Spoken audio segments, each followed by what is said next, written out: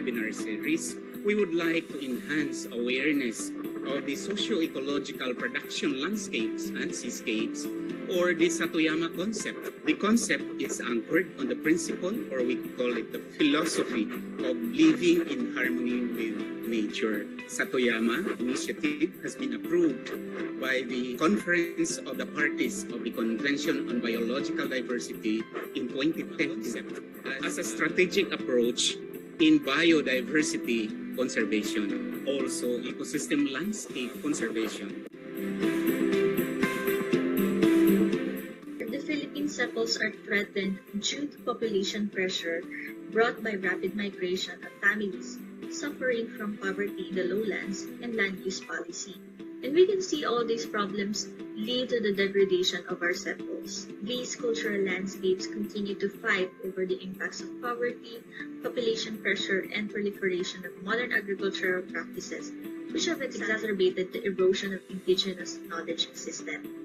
The SEPLS sustainability is one strategy to conserve our rich biodiversity. In the Philippines, we have seen how degraded our natural resources are. So there's really a lack of the traditional knowledge as well as the deep appreciation when it comes to their landscape. And we have seen out-migration. Once they're able to find more stable jobs, the Ifugaos, both youth and the working population, would really migrate outside of Ifugao, leaving the Ifugao rice terraces abandoned. So it's really important that given the wide variation in the socio-ecological makeup of SEPLS globally and locally, as well as in their political and economic context, individual communities will be at the forefront of developing appropriate measures for their unique circumstances. So yung challenge ko sa inyo for this one is to change the way we grow food and ask ourselves, are my actions beneficial to the landscape? Permaculture is one way. It's a design philosophy, a design framework na you can use to grow food in a way na not just for growing food or for food security, but also you have in mind yung health ng inyong landscape, ng ecosystem, and of species na nakatira doon. Without any external inputs, we can do agriculture permanently because one of the aspects of ecosystem services could be harnessed when all of this place is intact. So we just basically harnessing what's in the environment would provide us. So now people would initially thought about the SEPLS and then the permaculture design.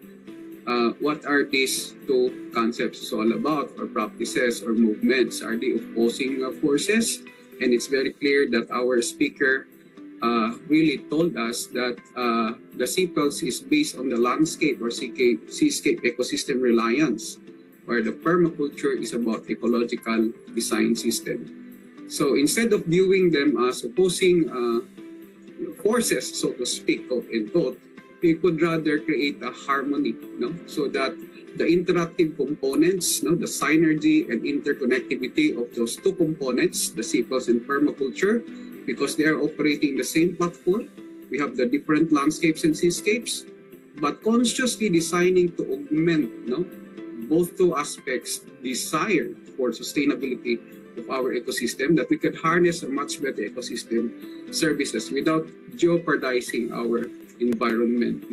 So we have to start earlier in restoring our ecosystem, and I have to say, it's not an easy task. Practically, we are challenged by awareness, we are challenged by lack of resources, we are challenged by climate change, we are challenged by economic system, we are challenged by government policy imposition, all sort of things. So don't ask me when is. I think it is a time to take action. After this seminar, start to think about collecting seeds. Reconnect with your rural friends. Ask for some local seeds. How do you do that planting? Engaging your kids. Take action. We can also maybe level up this idea of ecosystem to not just a plainly homogeneous area in our environment, but rather looking at distinct patches, or maybe like in the context of a Satoyama is a collection of different land uses or patches. So maybe an environmental unit that we could restore, or that we could accelerate its recovery, is at that level where we could see different patches of lands. The civil society organization play a vital role in promoting sustainable socio-ecological production landscape and seascape utilization and management by connecting various stakeholders to support local communities, and also by producing policy recommendation through on-the-ground experience and disseminating information and story of self-sustainable management to public. One of the very interesting secret or tip to work with government organization is polite but persistent. This is the term that they use. You cannot stop or cannot give up to make the governmental side understand your objective. And then if they cannot accept the way that you work, so start to talk to them and make them learn and adjust the way of working together, because finally both sides has the same goal to conserve natural forests or natural resources, but the mean or the way of working may be different. So just try to find the same the point that everyone can collaborate. And hopefully this will spread out not only in Thailand but also in areas where such undertaking is applicable.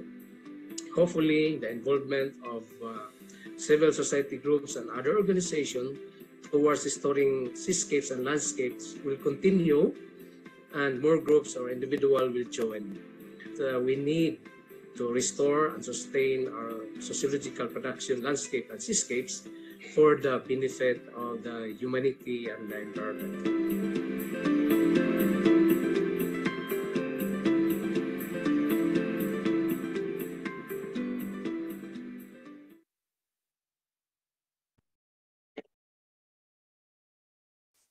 Okay, good morning, everyone. I hope I am loud and clear on your end po. Good morning, good morning. Can I see some reactions sa ating pong mga participants joining us today on our last episode of the Revitalizing Socio-Ecological Production Landscapes and Seascapes webinar series. Ayan, I can see some reactions. Thank you very much po for participating and for attending this webinar. So let me just acknowledge some of our participants today. Of course, good morning po sa ating project leader and professor, Dr. Inocencio Buot Jr. He is welcoming us to our last event of 2022 webinar series on revitalizing SEPLS. And good morning, Sir Angelo Noel from National Teachers College. Good morning po. Good morning, Sir Eliezer Macoro from Biliran Province State University. And good morning, Ma'am Lizelle Galindo from Caraga State University. Hello, hello. So I think you are familiar that this program and this project is also in partnership with Caraga State University. Okay, so we have here Ma'am Marites from Biliran Province State University as well.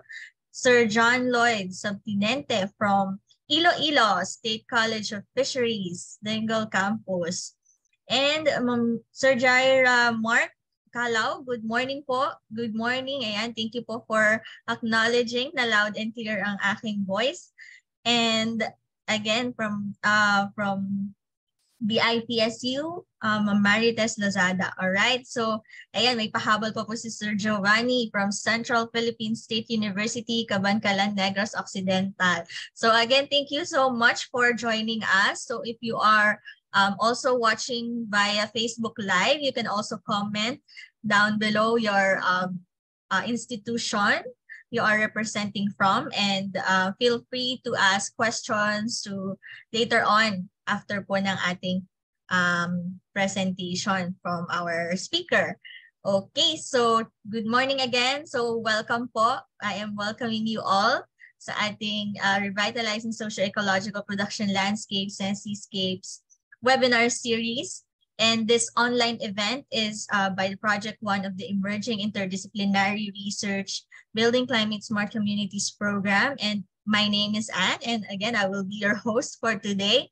So this webinar aims to raise awareness on the conservation and sustainable use of socio-ecological production landscapes and seascapes, or SEPLS, through a series of online talks on the Satoyama Satumi principles and associated practices as approaches to sustainable management and biodiversity conservation.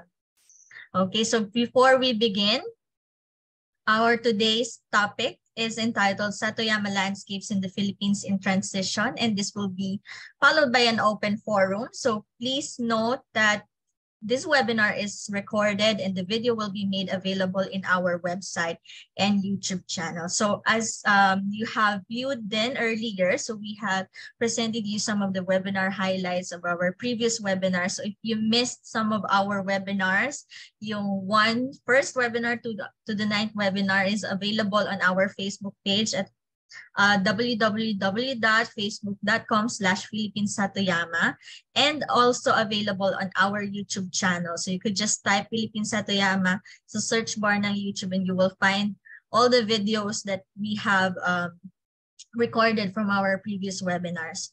So, okay, so let me just remind everyone of our proper decorum. So kindly keep your microphones muted, especially when our speaker is already presenting. And if you have any questions or clarifications during the presentation, you may send them using the Zoom chat or the Facebook Live comment, and we will acknowledge those questions during the question and answer or the open forum. And the link to the evaluation form will also be provided after the open forum, and the e-certificates will be sent to the email indicated in the form. So kindly make sure that the emails that you will provide are valid and correct. Okay, so that is all for our gentle reminders.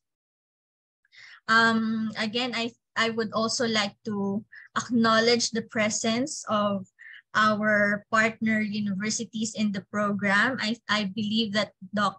Jane Mascarinas is also here with us. She's our field supervisor from the Bicol University. And we also have here Sir Benedicto Balilo Jr. And of course, Sir Jeco is also here with us. Sir Carlos Cortez is also here with us. Okay, si Miss Christine Notario, hello, welcome po. Welcome po to our event. And I hope wala po akong na-miss. And okay, si Sir King. Ayan, si Sir King Nagit is also here with us. Okay, so again, welcome everyone. Sige po, I will introduce to you our speaker. I know that you are all excited because he is actually one of the advocates of Satoyama and Satumi principles here in the Philippines. So to formally introduce him, our resource speaker is a professor at the Institute of Biological Sciences, University of the Philippines, Los Baños. He obtained his PS degree in agriculture at the Cebu State College of Science and Technology with an academic honor of magna cum laude. And he has obtained his certificate of proficiency in science, particularly in biology at Cebu Normal University. He has obtained his master's degree in botany, ecology, and systematics in the University of the Philippines, Los Baños. And also, he has obtained his Doctor of Philosophy in Ecology, Botany, and Plant Geography at Chiba University, Japan. So this is also why he is very much connected to Japan. So, okay, so he has received tons of paper awards in environment, in botany, in ecology, and he was also named after a species, a Hoya species. So if you are familiar with it, you can search it. You can search the name Hoya buoti Kloppenberg.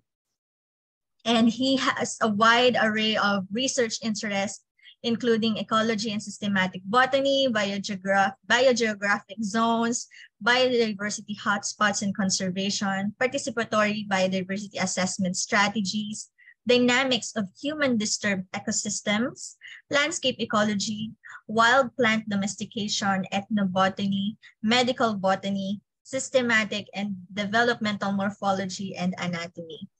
Okay, so without any further ado, let us all give a warm virtual welcome to UP scientist and professor, Dr. Inocencio E. Buot Jr.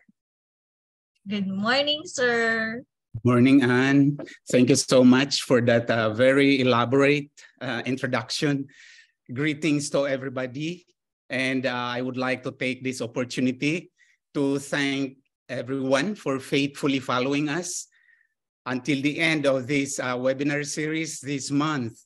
So I do hope you have several takeaways during each episode of the webinar series. At the end of this talk, I would like to entertain a lot of questions, your apprehensions, silly questions as you may think about Satoyama and Satomi. And I would like to enjoin everyone to please answer questions I would not be able to answer because many of you have been following through all the webinar episodes. And I think Ms. Anne has something for you if you have done so. Today, I would like to summarize the 2022 webinar series. And I thought of discussing about Satoyama landscape in the Philippines in transition. I'd like to share my slides.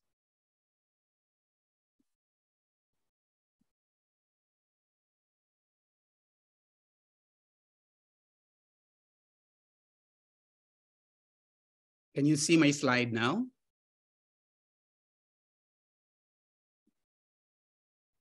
Yes, sir. Okay. But it's Good. still not in a slideshow mode po.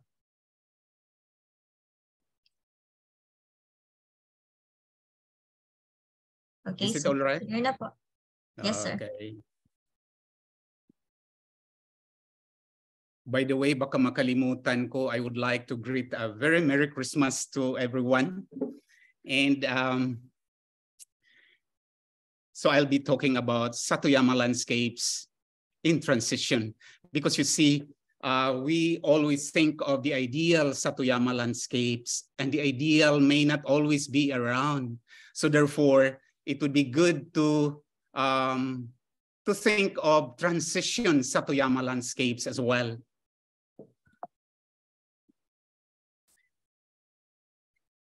But before anything else, I would like to emphasize, just to emphasize about what Satoyama really is. It's a physical landscape. There is a structure. So it is physical. So we are not imagining anything here. So this is a physical landscape with a form, with a structure, and with a mindset that could be felt. There is an aura that we could feel. It's a way of life. So this is Satoyama, okay? In the past, the theme in the rural landscape was always harmony. So that has always been harmony since the beginning. Harmony, harmonious relationship, harmonious interaction, feeling of security all around, a beautiful landscape, a beautiful place to live in. Is it a dream? In the past, it was like that. And several publications published in index journals had documented the harmonious relationships between nature and society in the past. So these are sample papers on harmonious relationships between humans and nature in the past. But there was unprecedented rise in population throughout the world, not only in the Philippines, not only in Asia, but throughout the world. And then the Anthropocene. What is Anthropocene? It is an epoch starting around 1950, replacing the Holocene. And it is characterized by a landscape dominated by humans, causing damage aggravating climate change impacts.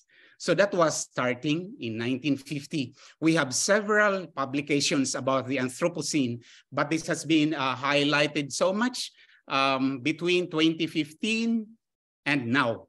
So Anthropocene has been discussed a lot in many academic circles since 2015, but it had been there since 1950.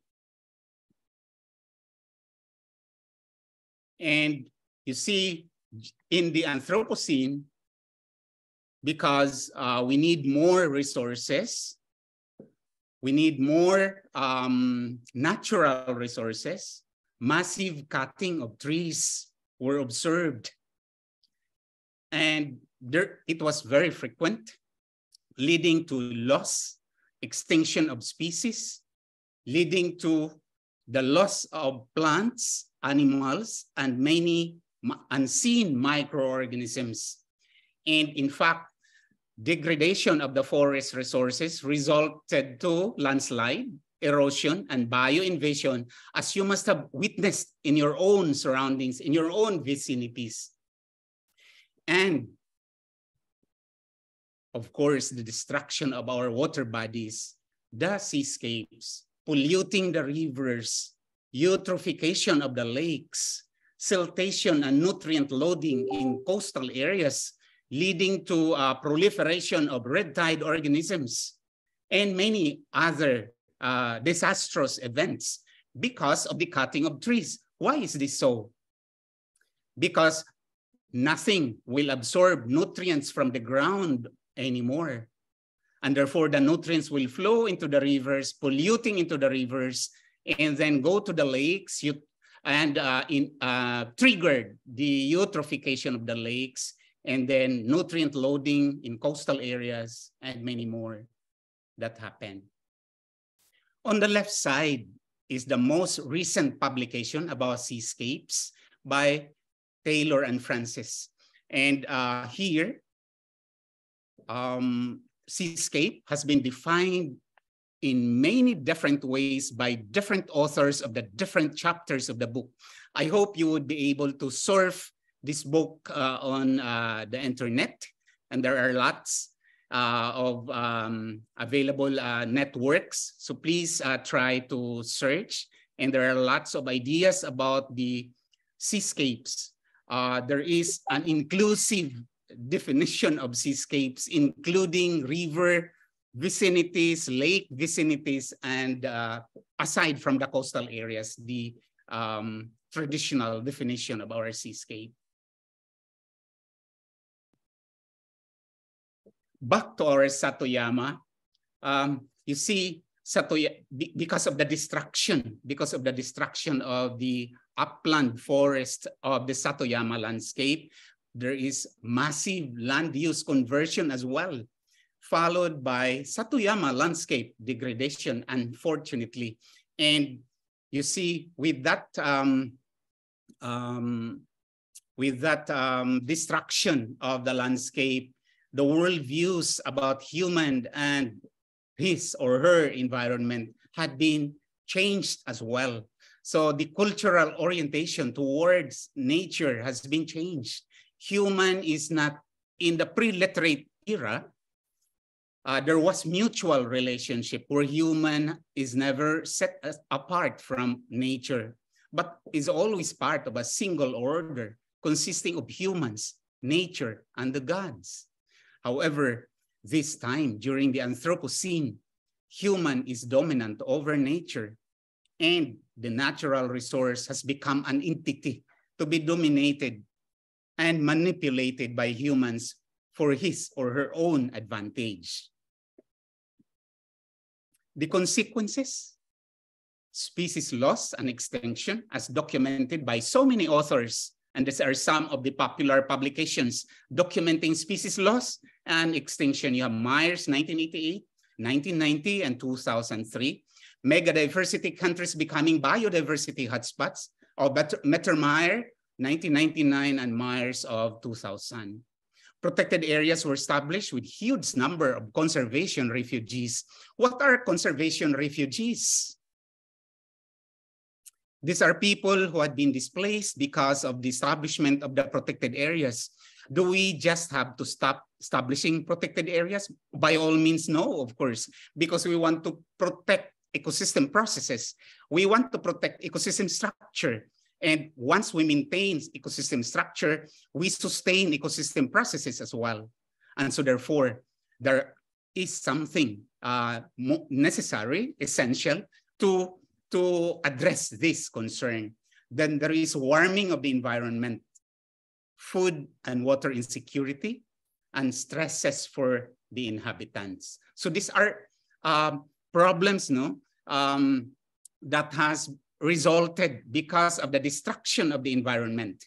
And more than the loss of the species and the warming of the environment, there was the global erosion of the Satoyama culture and the Satoyama spirit. Remember, in my first or second slide, there was the physical structure of the Satoyama.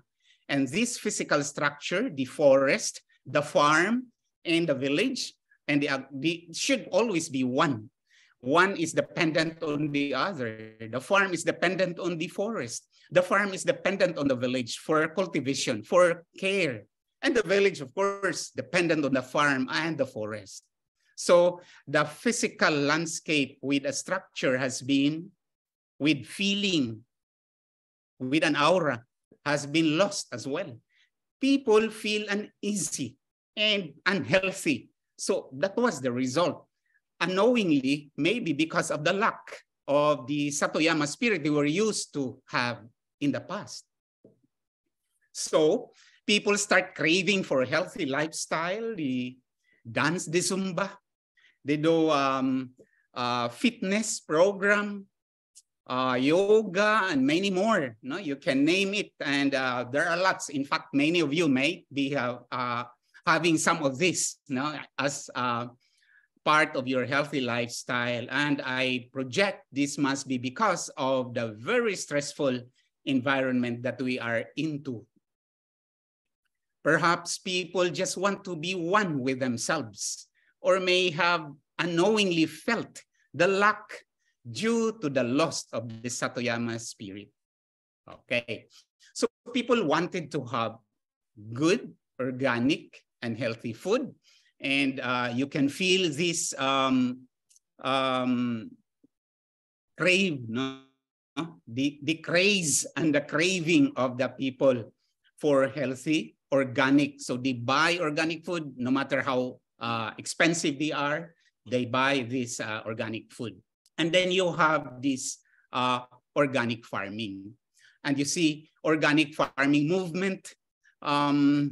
I don't know when has this started, but in fact, I think this is a response to the so many needs of people for healthy harvest and healthy food. And at the UP Open University, we offered the organic agriculture as a short course. And I think it's still going on right now. And I think we offered that sometime in 2013, 2014, or 2015, the organic agriculture. So it's a very cheap course, a semester course of organic agriculture. And it is anchored on the principle of health, principle of ecology, principle of fairness and equity, and the principle of care.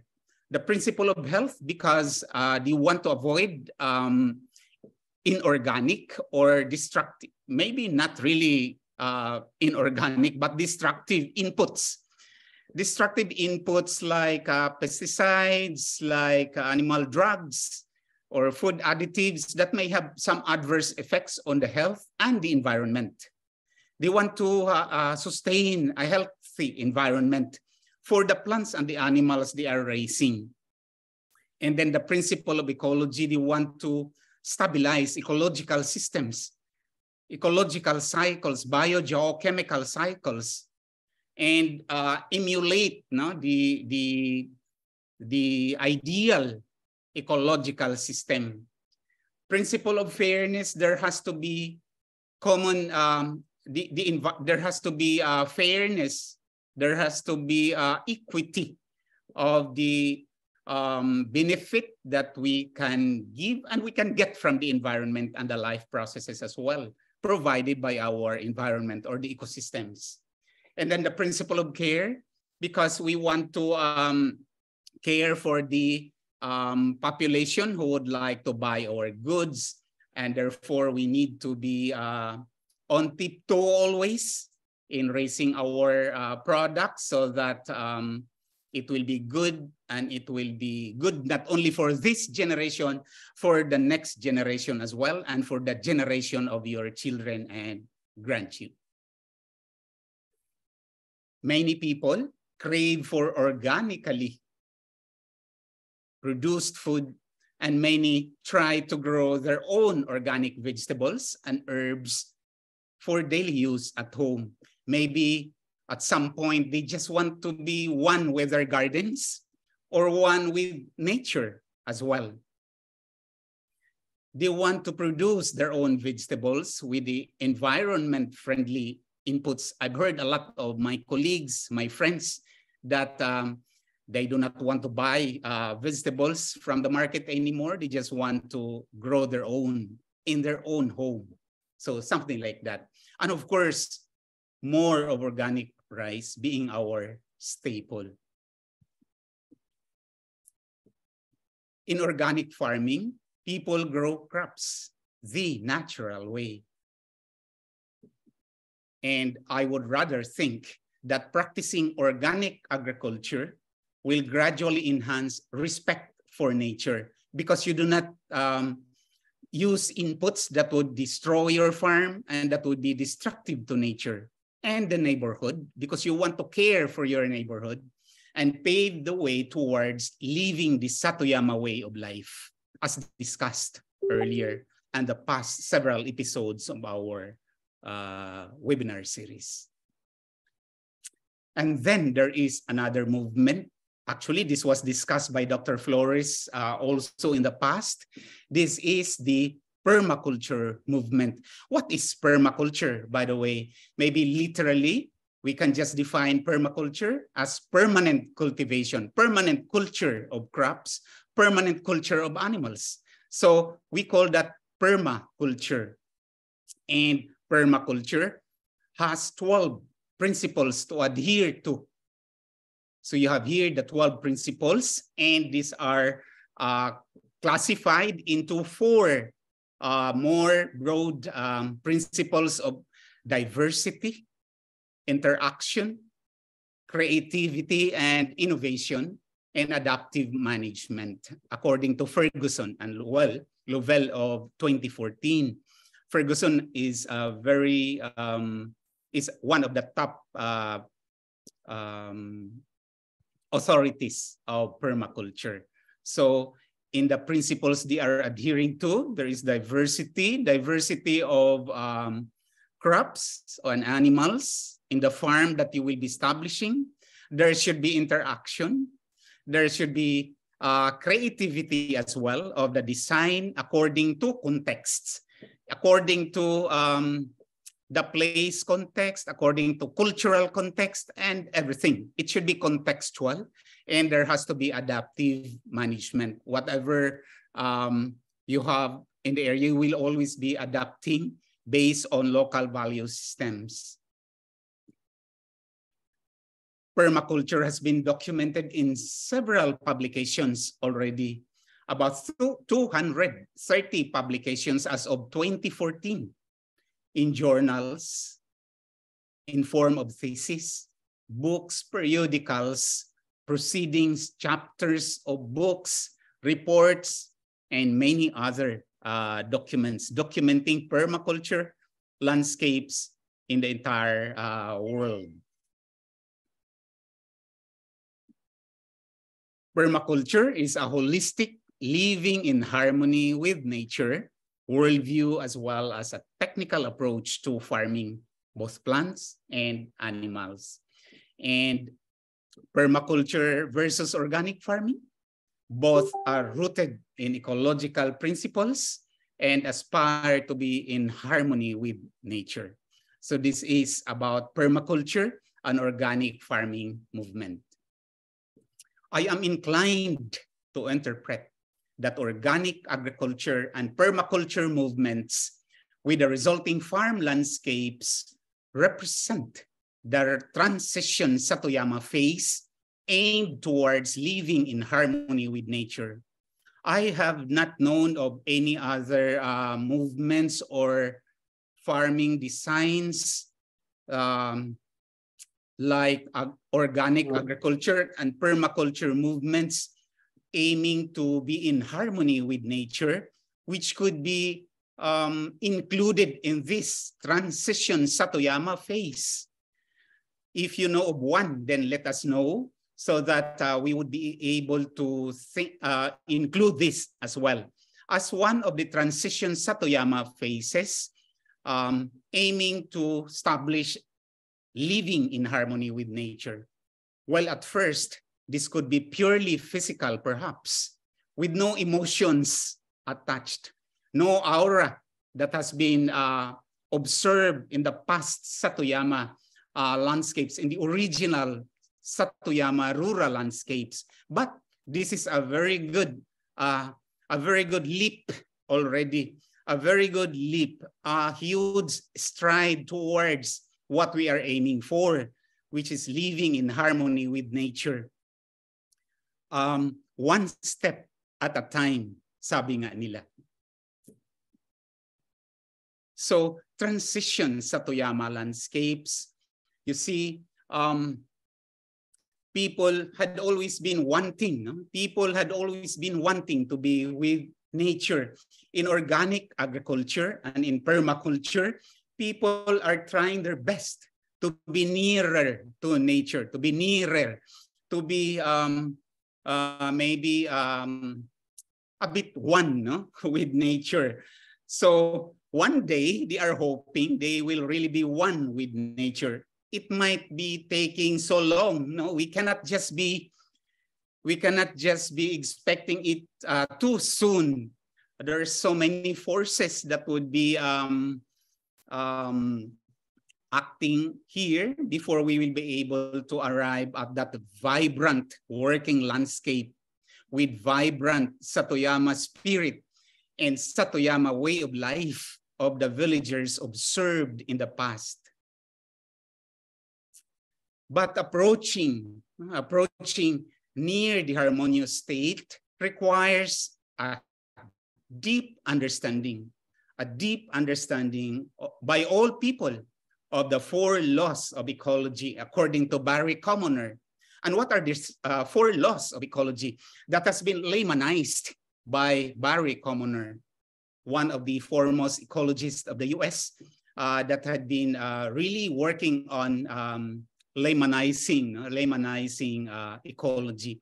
So all are interconnected. That is one law that has been espoused by Barry Commoner. All are interconnected. So what is happening here will also be happening in the other part, and the other part will be affected. If this part is experiencing pain, it will also be painful at the other end because they are connected, they are interconnected. Nature knows best, and because nature knows best, you have to consult with nature what to grow in this particular area, which means that you cannot just grow what you want. No, you cannot just grow anyone. You cannot just erect this residential community wherever you want, but you have to ask nature. And there are so many indications. If the slope, the topography is very steep, then nature would not want you to establish residential areas because that would be prone to landslide and that would be prone to disaster. So it's like that. Nature knows best. You have to study nature so that you will know the will of nature. And then the 3rd law of ecology, according to Barry Commoner, there is no such thing as free lunch. Everything you pay. There is no such thing as free lunch. So therefore, if you have cut a tree, then you have to pay. Nothing will absorb nutrients from the ground, and therefore that nutrient that is supposed to be absorbed, allocated for absorption to that particular tree which you have cut, will really have to go to the river, pollute the river, and you will not be able to drink the water of the river because it is polluted. You see, there is no free lunch. You have to pay, and therefore you have to buy mineral waters. You have to buy mineral water are polluted already. So you buy your bottled waters, and that we are doing right now. The world is doing that. And when can we be free from the use of mineral water? You have to ask yourselves. And we can do something about this. Everything goes somewhere. This is another law of Barry Commoner. Everything goes somewhere. If you throw waste, a hazardous waste in that particular area, it has to go somewhere else. It goes to the water bodies, and then the tilapias and all the fish that you are going to eat one day will have to absorb all of those waste which you have thrown away somewhere else. So everything will go somewhere. So these are the 4 laws of ecology of Barry Commoner, very practical laws of ecology. And you can just use the acronym ANN, no? The acronym of Miss Ann. Actually, I never knew because our moderator for this webinar, our able moderator, si Ann, actually, but Ann has been there for a long time in my lectures, in my classes, so that it would be easier for the students to remember the 4 laws of ecology by Barry Commoner. All are interconnected. Nature knows best. No free lunch, and everything goes somewhere else.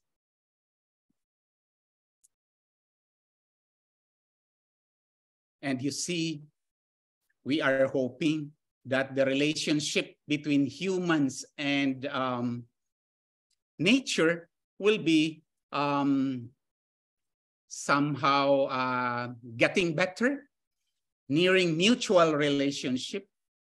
But we have to understand that for this to take place, there will be several hurdles and several challenges, and therefore we just have to understand and keep on working and holding on and clinging on and always supporting one another and never falter, because it will always be like that. But our goal will always be there, to live in harmony with nature one day. Barry Commoner, in his book on the Closing Circle in 1971, calls everyone to reflect on the pre-literate worldview that is the oneness of humans, nature, and their gods. This is difficult, easier said than done. But I know if we will try, organic agriculture and permaculture, the transition Satoyama faces as we have interpreted as of now, might not be enough. There might be a need, There might be a need for other frameworks to facilitate the healing of the landscape, the healing of the disturbed, degraded landscape that we are living right now. And so there is the birth of the new conservation science. Have you heard of this? The new conservation science, a very interesting science, human-centered science. So this has come to highlight in 2012 with the publication of Karyeva and colleagues in 2 journals, the Bioscience and the Breakthrough Journal. You see, in this publication, Karyeva and colleagues had been showing to us, illustrating to us, demonstrating to us why they have come to realize and why they have proposed conservation science from conservation biology. Conservation biology, which has been there since 1980s, is on your left diagram. And you have the conservation science proposed in 2012 by Karyeva and Marvier and colleagues in 2012. So you have here the conservation biology, which is an interdisciplinary field of the biological sciences. So you have here ecophysiology, environmental monitoring, you have genetics, population biology, natural resource fields, physiology, island biogeography, historical biogeography, hazard evaluation, and of course, the social science is being included here in the original concept of conservation biology in the 1980s. But conservation science has realized, because of the sustained loss of biota in the wilderness, they have realized that conservation science should need a new concept.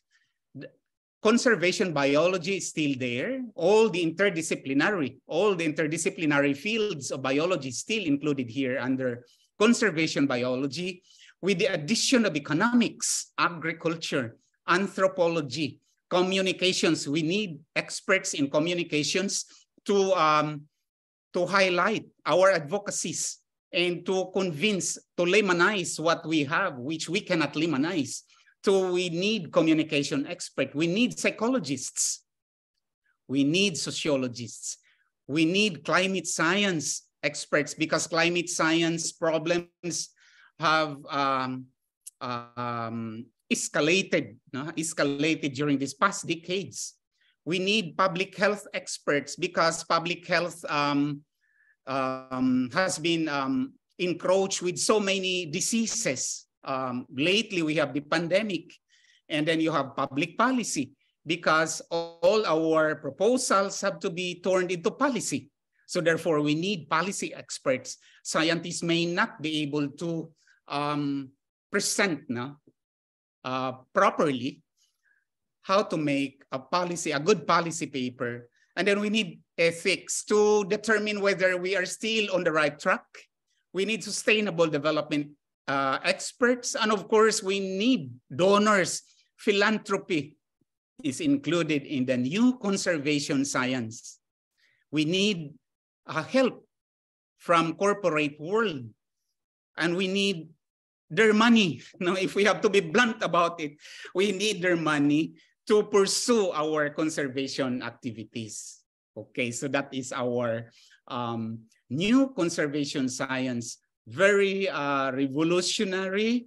And you will see here, conservation biology from 1980 to 2011 has been interdisciplinary, but you will see the conservation science is interdisciplinary and transdisciplinary, because conservation science will always consider the stakeholders, the right holders, the policymakers, the business sectors, to help out, create livelihood opportunities for the locals, because that is the main weakness now of the scientists, creating sustainable livelihood programs for people living in the vicinities of protected areas. And of course, at the global level, we have another model, the International Partnership for the Satoyama Initiative. So this has been approved, actually. The initiative has been approved in 2010 at the Conference of the Parties of the Convention on Biological Diversity as a global conservation initiative, and to conserve working landscapes, the forest, the village, and the farms. And the main concept of the Satoyama Initiative, or the IPSI, or the International Partnership for the Satoyama Initiative, is conservation of the working landscapes. And what are these components of the working landscapes? The humans, their farms, and the nature around them should be living in harmony for better resiliency and higher productivity. So this is the main, the fundamental concept of what Satoyama initiative is. And this was outright approved by the officials of the Conference of the Parties of the Convention on Biological Diversity in 2010. And we have the framework for the Satoyama initiative. The main vision is societies in harmony with nature. Very humble, yet very ambitious, no? Societies in harmony with nature. And you have the threefold approach, how to attain our vision, consolidation of the wisdom on securing diverse ecosystem services and values, integration of local, traditional ecological knowledge, and modern science. So we integrate, no? Because you see, science is advancing now.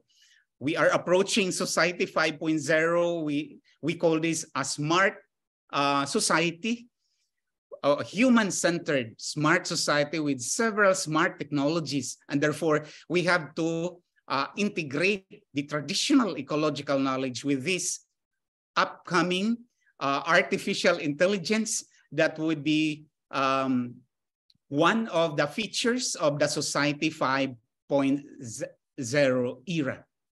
And then the third one is exploration of new forms of co-management systems. So we are always open. The Satoyama initiative is always open to new ideas. The Satoyama initiative recognizes that with the advancement of knowledge, there is advancement of technology, and therefore there is advancement of concepts and co-management approaches, which we are quick to adapt if it would be applicable in our own context. And we have here the 6 ecological principles and perspectives of the Satoyama initiative. Resource use with the carrying capacity. We use the resource, but we have to observe carrying capacity. We do not exhaust carrying capacity. We use or we practice ecotourism, but we have to understand the carrying capacity of the land that we are implementing ecotourism. Cyclic use of natural resources, because if we use it only once, it will be polluting several parts of the environment. So we use it several times. We repurpose it several times so that we can make use of it before finally integrating it with our environment. And then you have the recognition of local traditional culture, and then multi-stakeholder participation and collaboration, because as I have said here, it has to be transdisciplinary. So just like the other frameworks we have discussed earlier, IPSI is transdisciplinary, very transdisciplinary. Contributions to sustainable socioeconomies and improved community resilience. These are the principles and perspectives of the Satoyama initiative. In 2002, the Food and Agriculture Organization started another initiative for the dynamic conservation of globally important agricultural systems. We call this the GIAS, Globally Important Agricultural Heritage Systems, or GIAS, for food and livelihood security now, and of course, for the future generation. What are these GIAS sites? These are sites, these are localities with very rich culture and sustainable harvesting of the resources, where culture is very prominent. Like in the Philippines, for example, we have the Ifugao rice terraces has been declared a GIAS site. globally important agricultural heritage system site. And you have here the framework of our GIAs, where the main menu here is co-evolution between ecological processes and socio-economic patterns. And you have here the,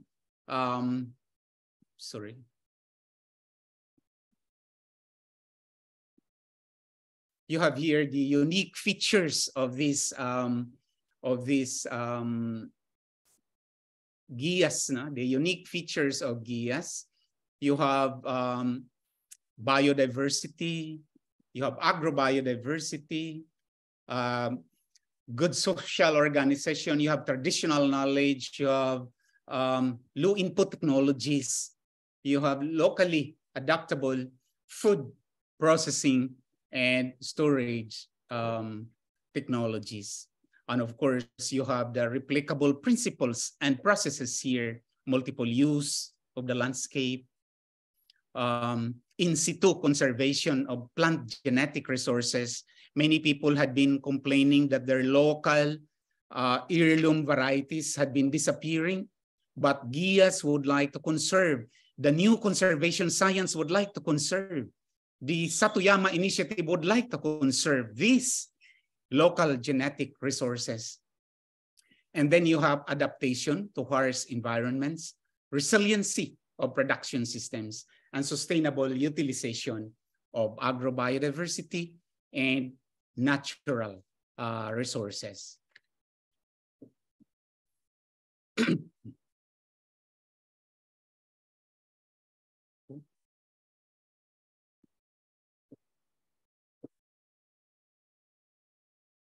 So the new conservation science, the international partnership for the Satoyama initiative, the globally important agricultural heritage system concepts and frameworks are very good holistic models, encouraging interdisciplinary and transdisciplinary collaboration among scientists, stakeholders, right holders, policymakers, and business sectors, supporting organic agriculture and permaculture to pursue our initial approach to be one with nature from our current Satoyama transition phase.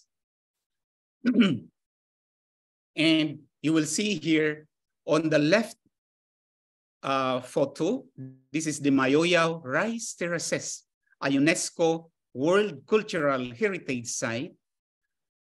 FAO's, the Food and Agriculture Organization's GIAS site, showing a near perfect human-nature interaction. You will see here the forests managed by the local people. You have the farms here, and you have the village. This is in Mayoyaw, and not really perfect. That's why I said a near perfect, but people are really trying their best. You see, maintaining a forest, they sustain the forest because they believe, they recognizes the role of the forest that has trickle-down effects, the nutrients for their farms, the water for their farms, and for their home use. So this is the landscape that we are aiming for actually throughout the globe. And we are now on our initial approach. When you travel, the pilot, the plane is about to land, remember, sabi nila, we are now on our initial approach to a particular airport, you see? So we are just pursuing our initial approach right now through the organic agriculture and permaculture movement, the transition Satoyama state that we are in right now. So I hope all of us will be clinging on as we travel towards that main goal of being one with nature. And remember, And this has to inspire everyone. We are now on our initial approach to that goal. Thank you so much.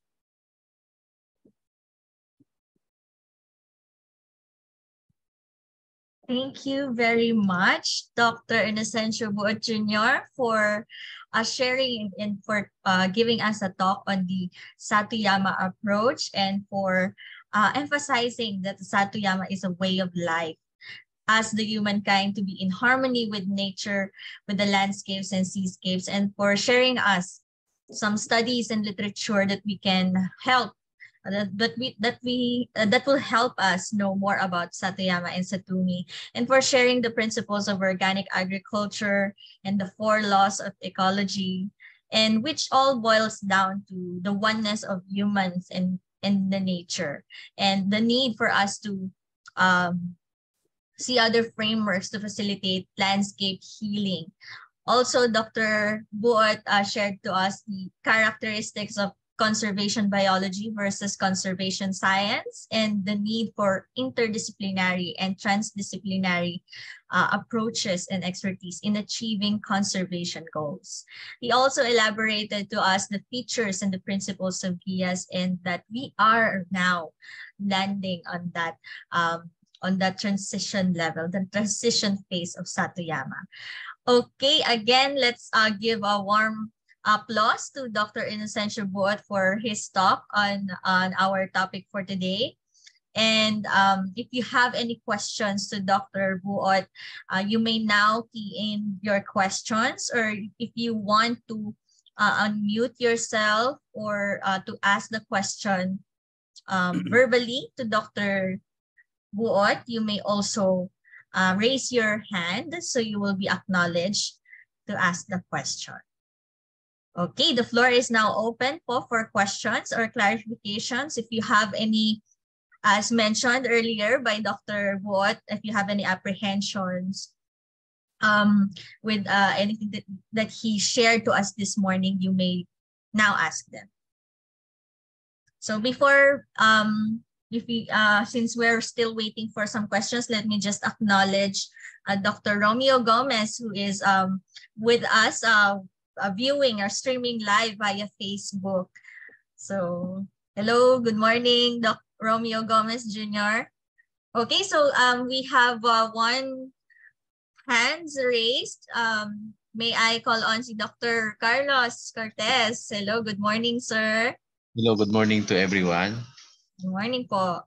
May tanong ako kay Sir June. How can we control, Sir June, the national programs and projects being implemented to the different regions in provinces by the DPWH who are not actually hindi sila ng ECC for their projects. Take note, those are infrastructure projects. There are a lot of highways passing through different biodiversity areas. And we found out na wala po silang ECC. Paano kaya natin makokontrol yun, sir? Thank you. Yeah. Thank you, Carlos, for attending this webinar. Doc Jane is here, of course, I know. And I saw si Mylene, my former student who is now in Estonia studying her PhD in environmental studies in Estonian University. I've seen Jerome as well, one of my students before at the UP Open University when I was still there. Anyway, to answer your question, that's why I said earlier that there are so many challenges. There are so many frustrating practices that we are in right now because there are still an ongoing debate between conservation biology and conservation science. And therefore, we have not really we have not really implemented the real nature of conservation science, which is transdisciplinary.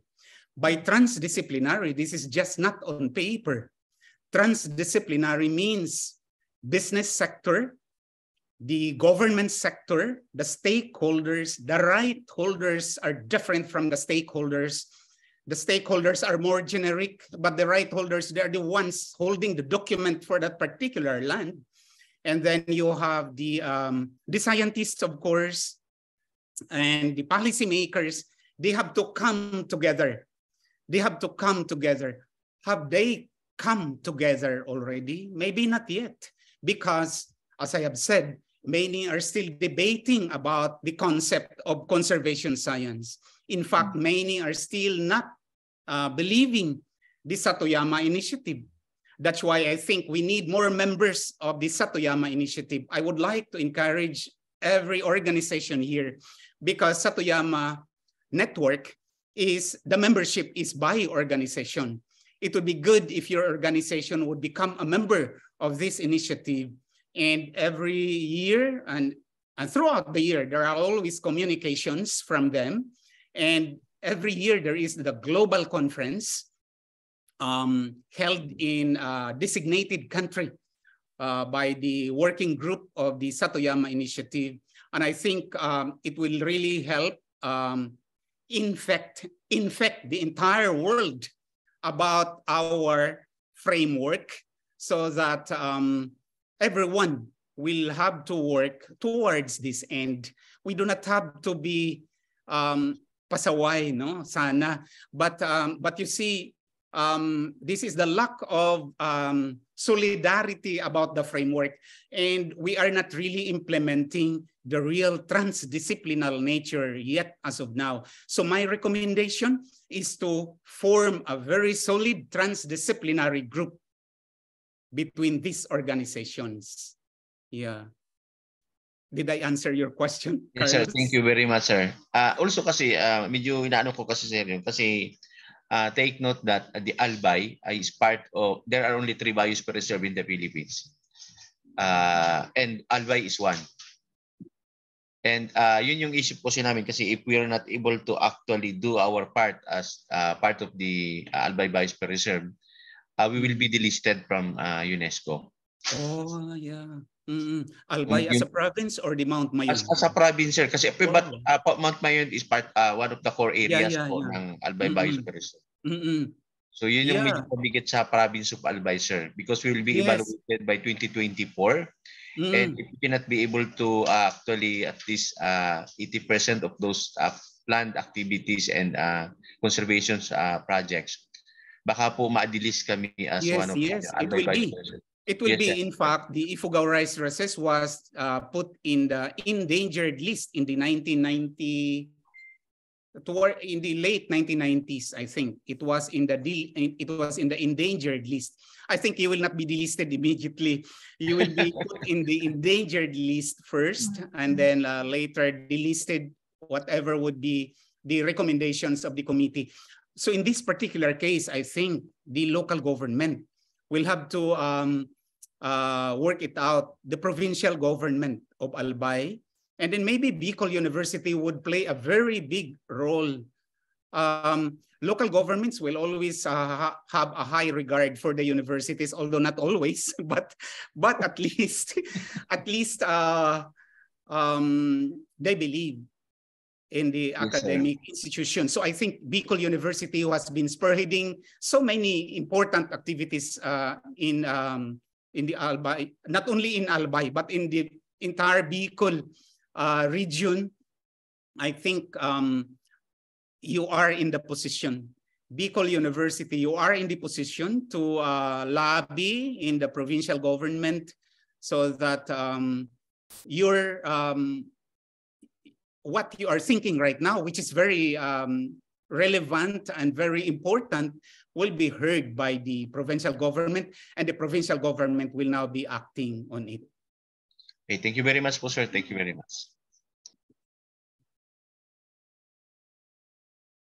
Okay, thank you very much, Carlos Cortez, for giving that asking that question, and of course, Dr. Buot, for answering and very elaborative answer to that question. We also have another question. Someone raising their hand. Si Ma'am Lita Sopsop is here with us from Western University of Palawan. Okay, can I ask Ma'am Lita Sopsop to start their video and ask the question? Okay, good morning. I'm sorry I could not open my camera. Something is wrong with my camera. So Is it okay if I ask my questions Yes. without Okay, okay, ma'am. First of all, I'd like to congratulate Sir Buot, my advisor when I was at UPLB. Thank you very much, Sir Buot, for delivering this very important topic about Satoyama. This is very timely and very relevant, especially here in Palawan. However, my question is about I believe, the lost old native local varieties of sweet potato in Baybay in Leyte. When I was small, when I was, say, in my elementary grade, I remember at least 5 local native varieties of sweet potato, and they're very tasty. They were very tasty and resilient to droughts and rains. However, nowadays I wanted to plant, to look for those varieties. My older sister is working at BA, and I contacted her if we can still find those native varieties. However, she said we could not find it anymore in Baybay. And what the local people are planting there are the hybrid sweet potatoes developed by the Visayas State University. Now, I really wanted to preserve those native local varieties of sweet potato. Do you know where we can source out those native varieties? Yeah. Thank you very much. Thank you so much, Dr. Sop. We are missing Palawan Western Philippines University. We miss your family. You had been here with us 2010, I think, no? You graduated 2010 or 2011? 2010 po, sir. Yes. So thank you, Lit, and I'm happy to see you here, kahit online lang. But this is a very good reunion, no?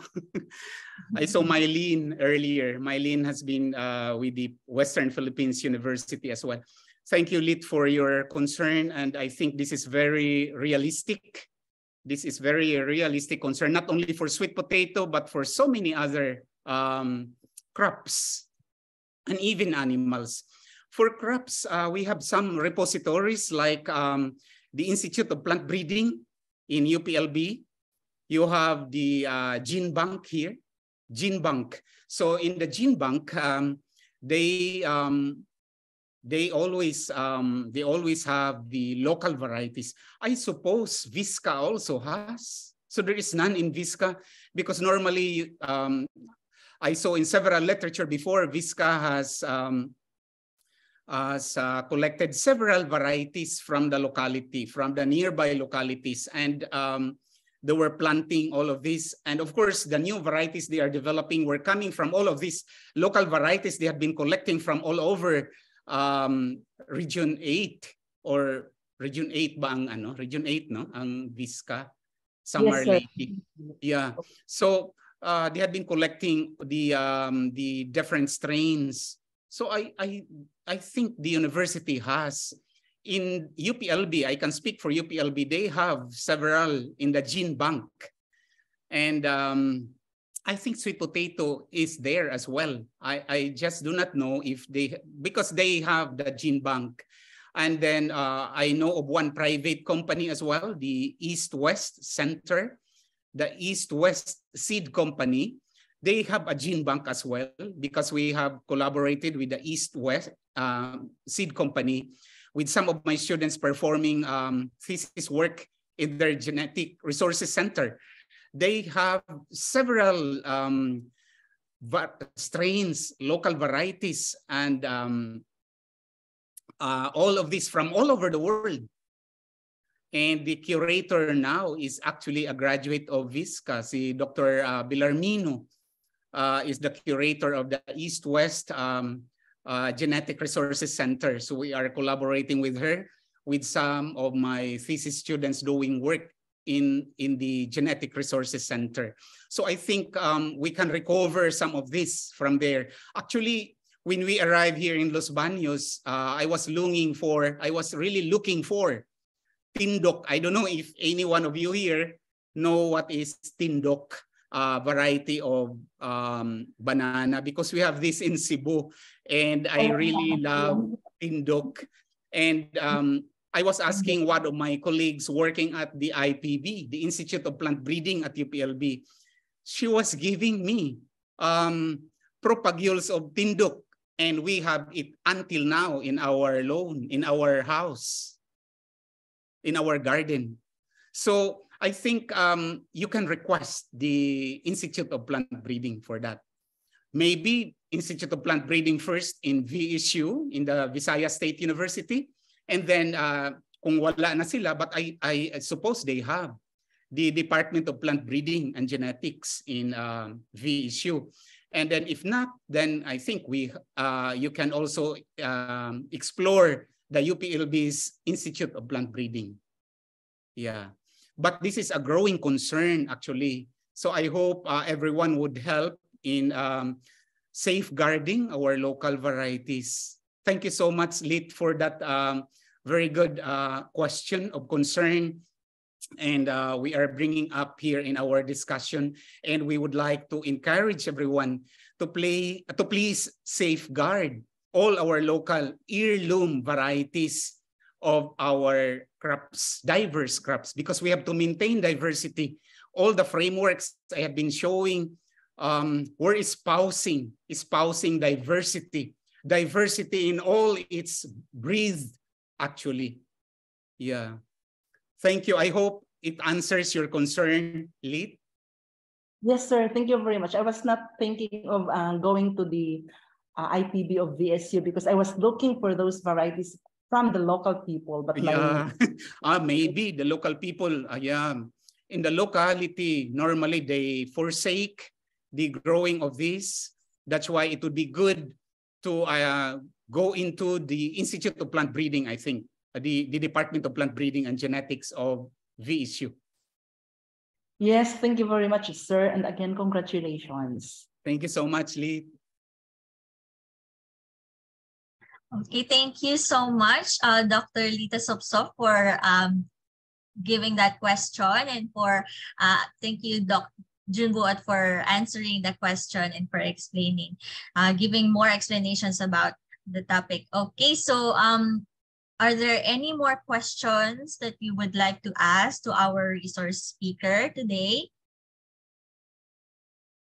Okay, so if wala na po, if you have more questions or mga follow-up questions po, you may send your questions to our email, or you may also send us a message on our Facebook page, or even you may also visit our website at www.philippines-satoyama.com if you want to know more about our project, or if you want to collaborate with our advocacy on Satoyama and Satuni, you may do so. You may just send us an inquiry or any questions that you may have. Okay, so in the interest of time, maybe we could now proceed to the awarding of certificate. Let me just share my screen. All right. Can you see my screen na po?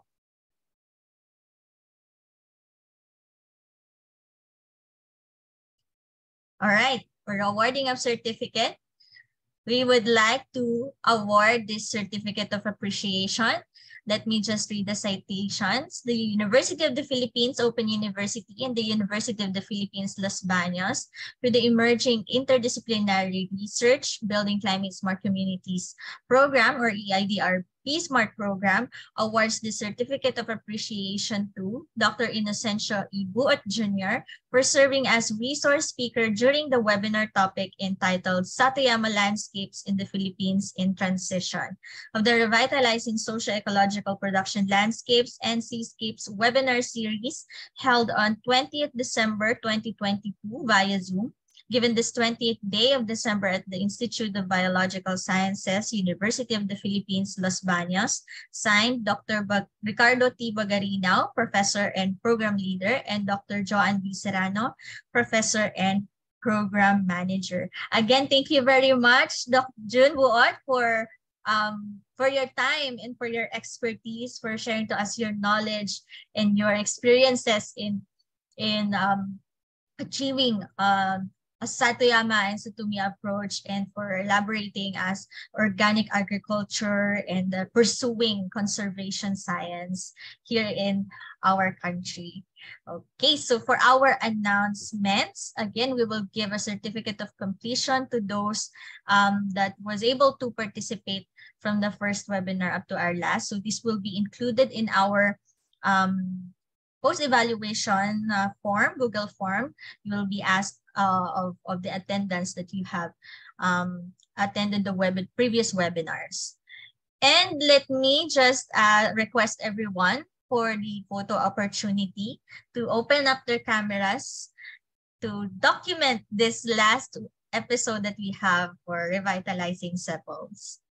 Okay, so while waiting for our all the participants to open their cameras, let me just remind everyone that the evaluation form will be open for only 6 hours. So after this event has concluded, so 6 hours lang po siyang open. So make sure that you will be able to put the valid email and also type your name correctly. So because this is an automated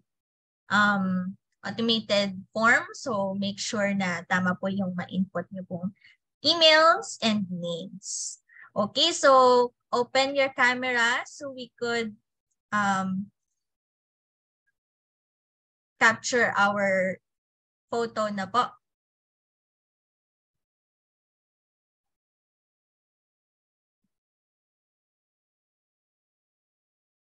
Okay, so we have 2 slides.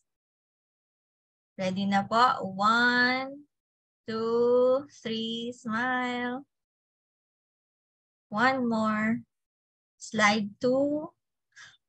1, 2, 3. Maybe yung iba po ay pwedeng makapag-react emoji dyan.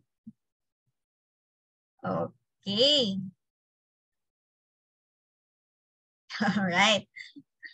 Okay, so again, our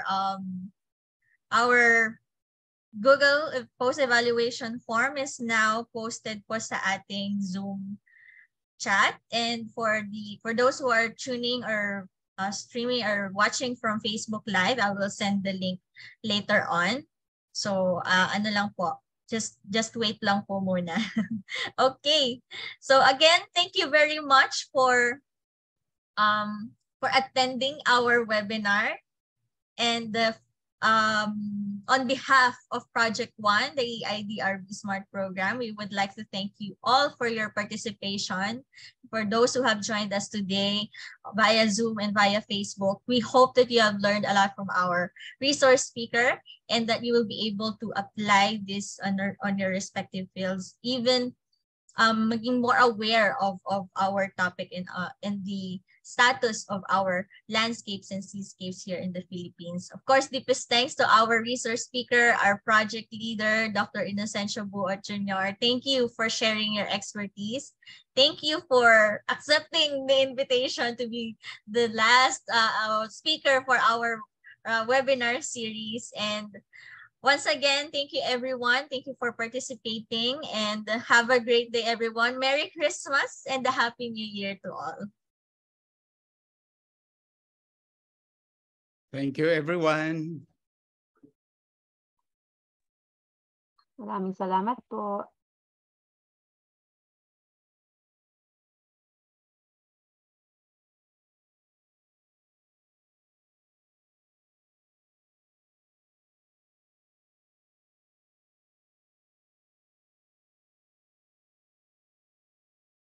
Thank you very much. Thank you.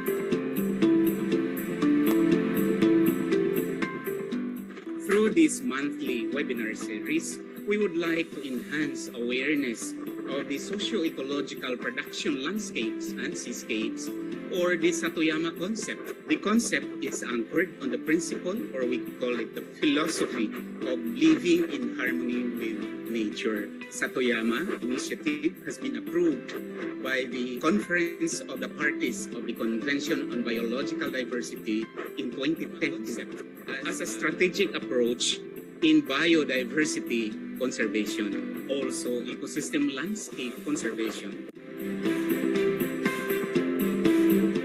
The Philippine SEPLS are threatened due to population pressure brought by rapid migration of families suffering from poverty in the lowlands and land use policy. And we can see all these problems lead to the degradation of our SEPLS. These cultural landscapes continue to fight over the impacts of poverty, population pressure, and proliferation